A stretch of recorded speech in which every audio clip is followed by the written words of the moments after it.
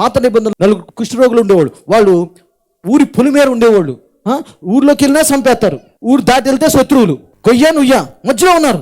ఆకలేస్తుంది, బాగా ఆకలేస్తుంది. ఏం చేద్దాం? ఇటు వెళ్ళినా పోతాం, ఇటు తిండి పెట్టరు. ఎందుకంటే వాళ్ళే కరువులో ఉన్నారు ఊళ్ళో వాళ్ళు. వీళ్ళు ఏమనుకున్నారు, సరే పోయేదే, అటు వెళ్ళినా పోయేదే, ఇటు వెళ్ళినా పోయేదే. కానీ ఇక్కడ తిండి లేదు, ఇక్కడ తిండి ఉంది. శత్రువులు, సరే పోనీ ఇటు వెళ్దాము, శత్రువులు కనికరించి మనకు తిండి పెడతాను, బతుకుదాము, ఇటు ఛాన్స్ లేదు అని వాళ్ళు అనుకుని అక్కడ ఖాళీగా కూర్చోట్లా. సరే చేద్దాం ఏదో ఒకటి అని ఇటు పోయారు. పోతే వాళ్ళ 4 యొక్క అడుగుల శబ్దాలు డాల్బీ స్టీరియోలో పెద్ద స్టీరియో పెట్టాడు దేవుడు వినిపించాడు వాళ్ళకి. శత్రువులకి వినిపించగానే మొత్తం శత్రువులు వాళ్ళకి ఉన్నాయని అక్కడ వదిలేసి పారిపోయారు. యుద్ధం చేశారా? డాలు పట్టుకున్నారా?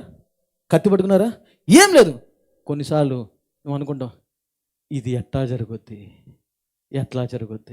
ఎలా అవుద్ది, నాకు రాదు కదా, నేను చేయలేను కదా. మరీ కూడా ఇలాగే ఉంది, నేను కన్యాకను కదా, నాకెలా పిల్లడు పుడతాడని.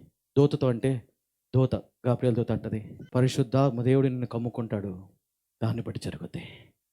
కొన్నిసార్లు నీ జీవితంలో ఎట్లా జరుగుద్ది అంటావు, నాకు రాదు, తెలియదని. ఆ కుష్ఠరోగులకైనా యుద్ధం వచ్చా? వాళ్ళ దగ్గర ఉన్న యుద్ధోపకరణాలు ఉన్నాయా? లేవు. కానీ దేవుడే సహాయం చేసి యుద్ధం చేసినట్టు చూపించి మొత్తం శత్రువులందరూ పారిపోయారు. తిండి వదిలేశారు. ఆ తిన్నంత మంచిగా తిని వీళ్ళు కుష్ఠరోగులో మంచి గుణం ఒకటి నచ్చింది నాకు. ఏంటంటే వాళ్ళు తింటమే కాదు, రే మనం తిన్నాము కానీ ఊర్లో వాళ్ళు చాలామంది కష్టపడుతున్నారు, బాధపడే కరువులో ఉన్నారు, ఇదంతా వాళ్ళకు కూడా పెడదామని. హల్లెలూయా. నేను నీకు చెప్పే మాట, నువ్వు దేవుని చేత దీవించబడినప్పుడు, ఆశ్రయించబడినప్పుడు, నీ బాధలోంచి దేవుడు తీసుకొచ్చిన తర్వాత ఏటోడి బాధకు కూడా సహాయం చేయి.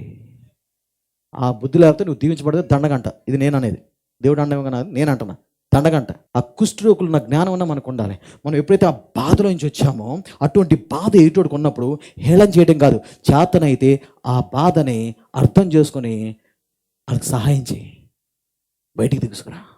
కుష్ఠరోగులు అదే, అరే మనం తిన్నాం కానీ ఇక్కడికి వెళ్ళి వాళ్ళందరికీ పెడదామన్నారు.